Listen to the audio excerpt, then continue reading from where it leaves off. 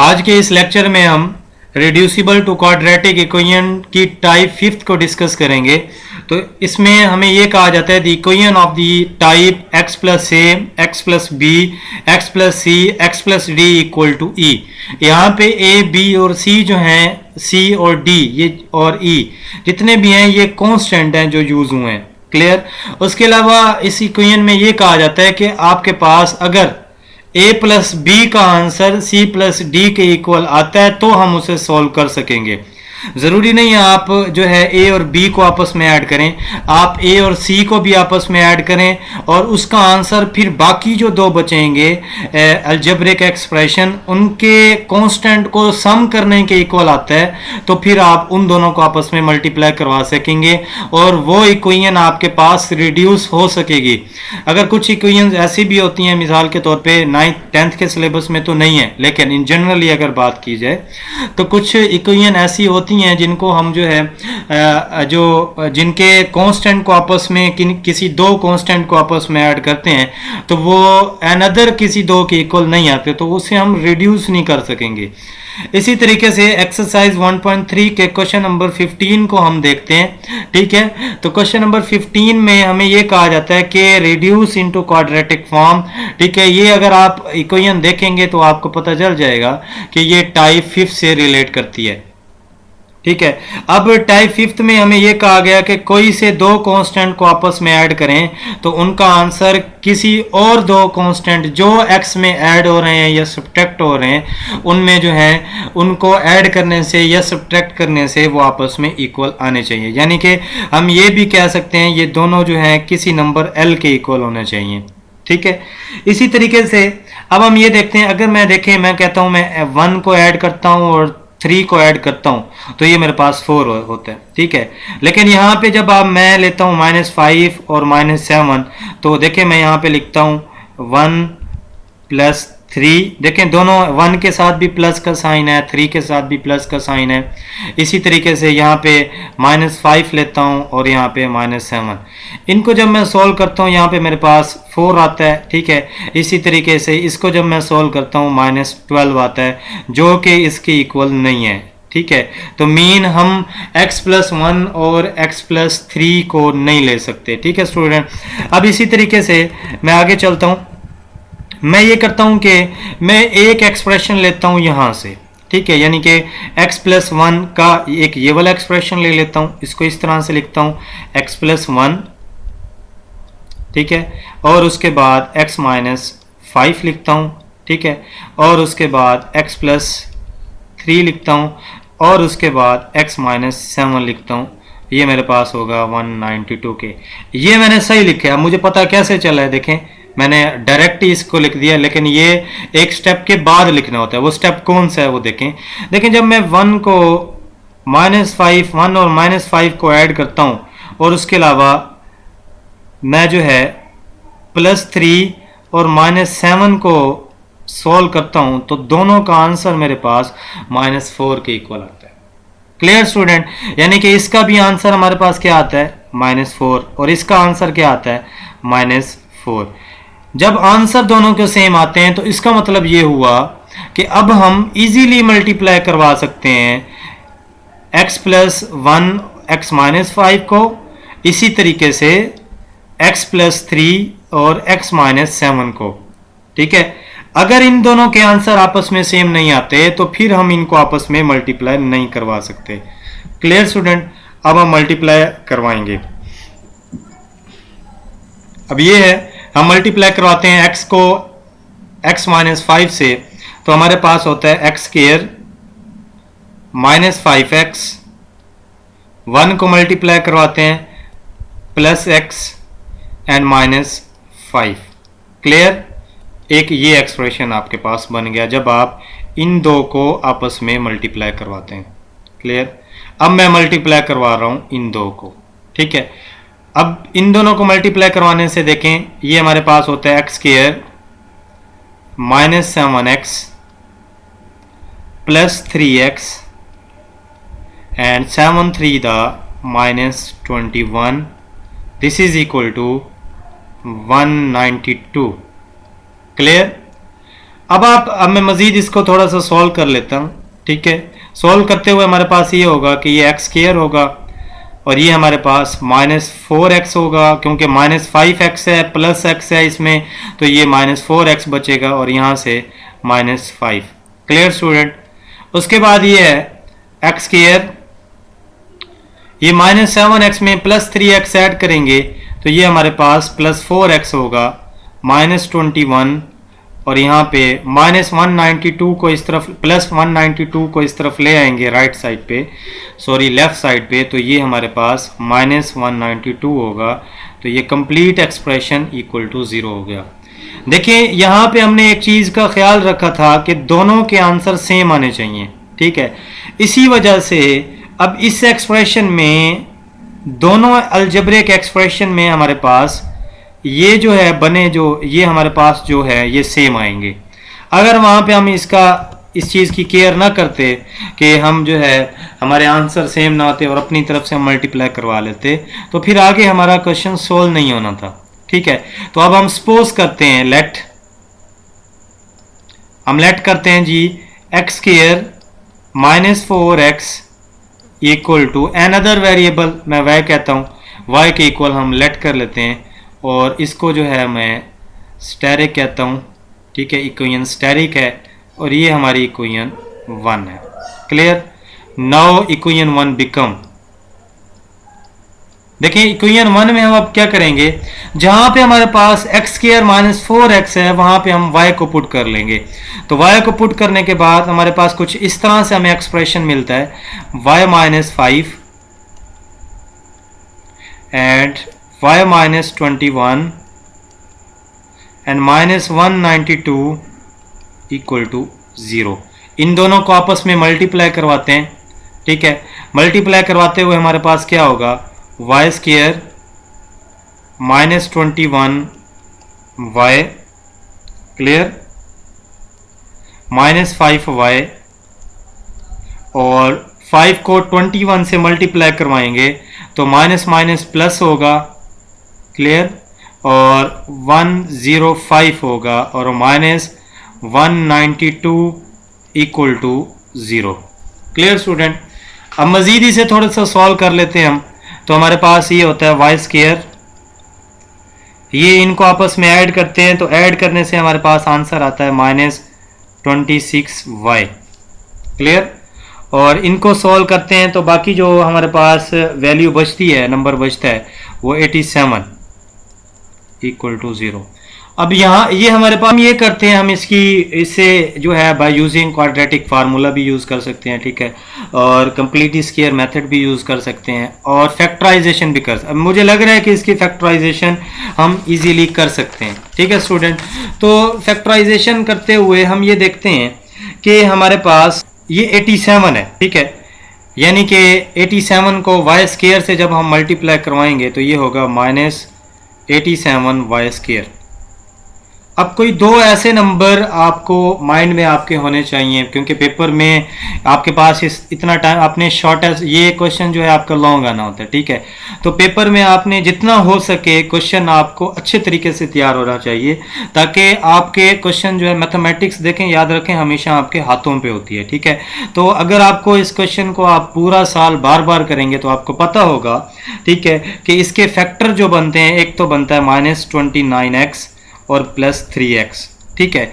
इन दोनों को जब आप आपस में मल्टीप्लाई करवाते हैं, ठीक है, मल्टीप्लाई करवाने से आपका ये वाला एक्सप्रेशन बनता है, ठीक है, 29 3 87, ठीक है, और प्लस माइनस माइनस होता है, और इन दोनों को जब ऐड या सब्ट्रैक्ट करते हैं तो देखें 26 बचता है। 29x में +3x करते हैं आप तो 26y बचता है आपके पास। सॉरी, यहाँ पे मैंने जो है x को यूज़ किया है, यहाँ पे हमारा एक्सप्रेशन जो है वो y है, ठीक है, वेरिएबल जो यूज़ हुआ है वो y है, इस वजह से यहाँ पे हम जो है y को यूज़ करेंगे, सॉरी, ठीक है। उसके बाद अब यहाँ पे हम लिखते हैं Y square -29y +3y -87 equal to 0।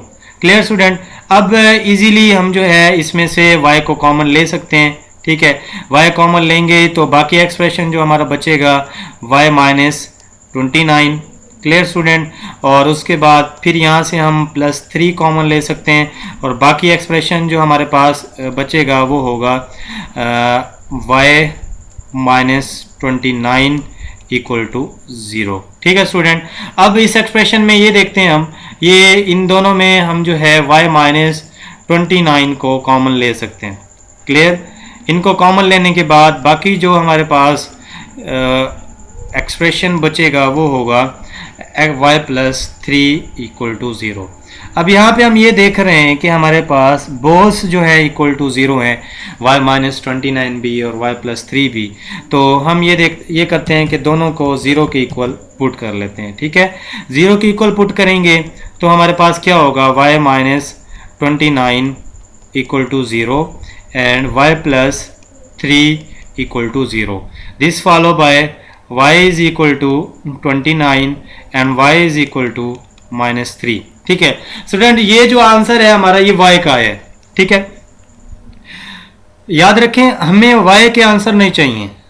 ठीक है, हमें जो आंसर चाहिए वो x वेरिएबल में चाहिए, क्योंकि गिवन इक्वेशन जो है, गिवन क्वेश्चन जो हमें दिया गया है वो वेरिएबल x में है। ये हमने सपोज किया था अपनी तरफ से, सपोज करके हमने जो है इसे चलाया है। ठीक है, तो हमने अब देखें हमने क्या कहा था कि हमारा y इक्वल है x² -4x के। ठीक है, तो इस इक्वेशन स्टेरिक में दोनों वैल्यू जो y की आई हैं, एक y का आंसर आया 3, एक y का आंसर आया 29, इनमें हम पुट करेंगे। ठीक है, तो इस इक्वेशन को हम कहते हैं इक्वेशन स्टेरिक। ठीक है, तो मैं यहाँ पे लिख रहा हूँ, पुटिंग कर रहे हैं, पुट करते हैं y is equal to 29 in equation asterisk we get. ठीक है, तो इक्वेशन स्टेरिक हमारे पास क्या थी, वो थी x² -4x इक्वल टू, ये आंसर है हमारे पास 29। 29 को इस तरफ ले आते हैं। ठीक है, लेफ्ट साइड पे -4x -29 equal to 0। Clear student. अब इसकी फैक्टराइजेशन इजीली हमसे नहीं हो रही। ठीक है, तो यहाँ पे हम क्वाड्रेटिक फार्मूला यूज कर लेते हैं। यहाँ पे हमारे पास a की वैल्यू है 1, b की वैल्यू है हमारे पास -4 और c की वैल्यू है -29। ठीक है, इसको अब क्वाड्रेटिक फार्मूले में हम पुट करते हैं। पुट करने के बाद देखते हैं, जैसा कि हमारे पास क्वाड्रेटिक फार्मूला है x is equal to -b plus minus square root b² -4ac and divided by 2a। Clear student. अब हम ये देखते हैं कि इसमें हमारे पास जो है इस फार्मूले में हम a, b और c की वैल्यूज़ को पुट कर देते हैं। ठीक है, तो हमारे पास क्या हमें मिलेगा, वो होगा x is equal to a is equal to -4 है, b इज इक्वल टू -4 है, plus minus square root b हमारे पास -4 है, इसका होल का स्क्वायर लेंगे। क्लियर। और -4a है हमारे पास 1 और c है हमारे पास -29। Clear. Divided by 2a, a है हमारे पास 1। Clear student. अब इसी तरीके से इसको हम मज़ीद सॉल्व करते हैं तो हमारे पास ये एक्सप्रेशन हमें कुछ इस तरह से मिलेगा, 4 plus minus square root 16 minus minus plus ये 29 है हमारे पास। ठीक है, और माइनस माइनस प्लस ये 16 है। ठीक है, ये प्लस हो गया और उसके बाद ये हमारे पास होगा 116 डिवाइडेड बाय 2। ठीक है स्टूडेंट, इसी को हम अब इस तरह से भी लिख सकते हैं, 4 प्लस माइनस 2 स्क्वायर रूट 33। देखें 33 को जब आप 4 से मल्टीप्लाई करता है। ठीक है, और इसी के साथ हम अब ये करते हैं कि हमारे पास डिवाइडेड बाय 2 करते हैं। क्लियर। और फिर हमारे पास जो है हम 2 को कॉमन ले लेते हैं, यहाँ से 2 को कॉमन लेंगे तो plus minus square root 33 divided by 2 और यहाँ पे ये इससे क्रॉस हो जाएगा।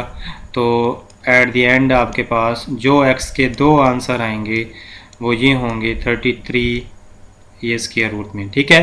तो एक x का अब हमने जो है x इज इक्वल टू जब 29 जो है जब पुट किया इक्वेशन स्टेरिक में, तो पुट करने से हमारे पास ये एक्सप्रेशन हमें ये आंसर 1 मिला है, ठीक है।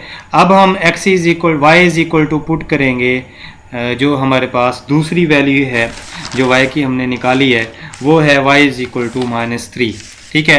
तो नाउ वी पुट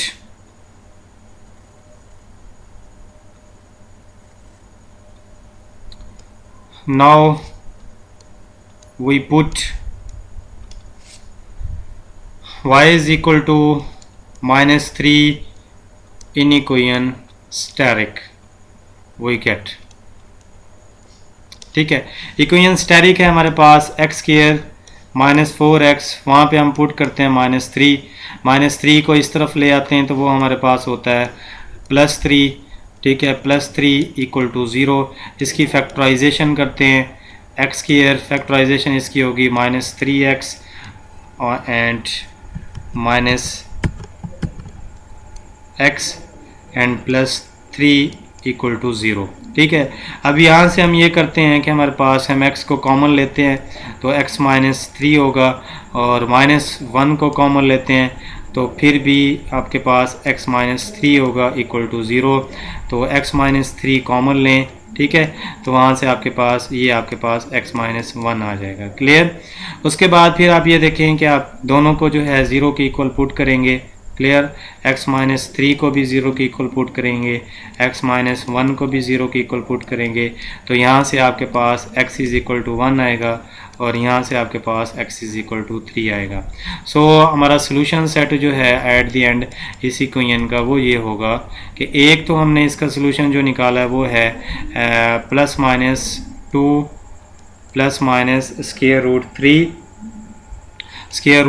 ±3 ठीक है, और एक आंसर इसका आया 1 और एक आंसर इसका आया 3। तो ये हमारे पास जो है इस इक्वेशन का टाइप 4 की जो इक्वेशन है इसका जो है ये एक आंसर है, क्लियर स्टूडेंट। ये देखें एक दफ़ा फिर मैं रिपीट करवा देता हूँ आपको, ठीक है। तो ये टाइप जो है हमारे पास ये मोस्ट इम्पॉर्टेंट है, ये एनुअल पेपर में लॉन्ग आता होता है ये क्वेश्चंस। अगर ये आपको समझ आ गया तो इससे अगला क्वेश्चन 16 जो है आप इजीली खुद कर सकते हैं। देखें इसके कुछ स्टेप आप देख लें। फर्स्ट स्टेप ये है कि आपने कंपेयर करना है कि आपके पास, ये मैं बता चुका हूँ डिटेल से, ये आपका फर्स्ट स्टेप है। यानी दोनों आंसर आपके पास कांस्टेंट को ऐड करने के बाद सेम आने चाहिए। सेकंड स्टेप ये है आपके पास कि आपने जो है सपोज करके इसको जो है किसी अनदर अननोन के इक्वल पुट करना है। थर्ड स्टेप ये है कि जब आप अननोन के इक्वल पुट कर लेंगे तो ये इक्वेशन बनेगी और फिर आपने उसकी फैक्टराइजेशन, उसके रूट निकालने, रूट कह लें, सॉल्यूशन कह लें, आपने उसके निकालने। फोर्थ स्टेप आपका ये है, जो आपके आंसर आए हैं दो, एक ये आया हुआ है, एक ये आया हुआ है आपका, इन दो आंसर को इक्वेशन स्टेरिक में आपने पुट करना है तो आपका क्वेश्चन जो है वो सोल्व हो जाएगा। स्टूडेंट देखें पहली एक्सरसाइज थी जो इस चैप्टर की, उसमें हम जस्ट 1 फैक्टराइजेशन करते थे। तो इस क्वेश्चन में हमारे पास हमने 3 टाइम इसकी फैक्टराइजेशन करनी है। उम्मीद है आपको ये मेरा लेक्चर जो है वो जो है समझ आया होगा, ठीक है।